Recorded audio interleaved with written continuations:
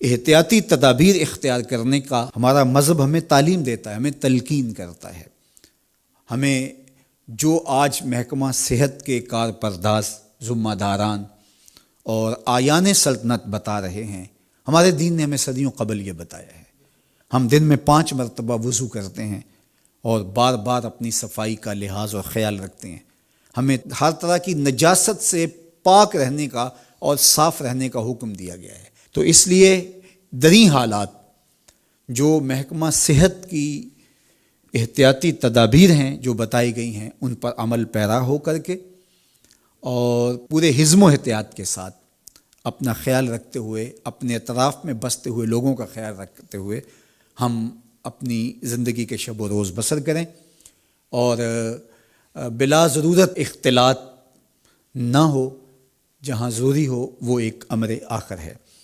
اور دوسری بات یہ ہے کہ اس حالت میں جب کہ کاروبار سکڑ رہے ہیں اور معیشت تنگ ہو رہی ہے اور ملک میں لاک ڈاؤن کی سی کیفیت ہے، تو ظاہر ہے وہ لوگ جو ہر روز کماتے ہیں اور ہر روز اپنے بچوں کا پیٹ بھرتے ہیں، ان کے لیے مشکلات سب سے زیادہ ہیں۔ ایک تو بیماری کا خوف اور دوسرا اپنے بچوں کے بھوکے رہنے کا خدشہ۔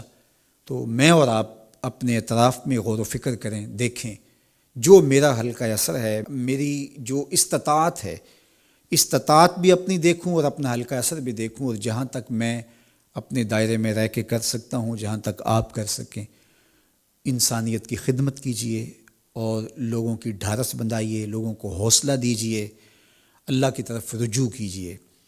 اللہ تعالیٰ اس بیماری سے، اس وبا سے، اس ابتلا سے، اس آزمائش اور اس کڑے امتحان سے ہمیں نجات عطا فرمائے اور اس وبا کو بہت جلد وطن عزیز سے دور فرما دے۔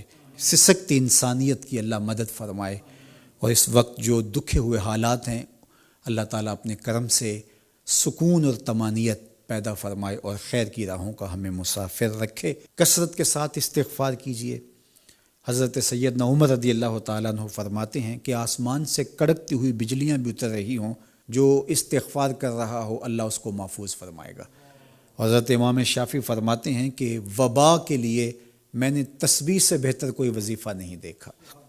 تو اللہ کی تسبیح بولیے، استغفار پڑھیے، اور مختلف معصورہ دعائیں جو مختلف احادیث میں آپ تک مختلف ذرائع سے پہنچ رہی ہیں، تو ان کو آپ ورد زبان کیجیے۔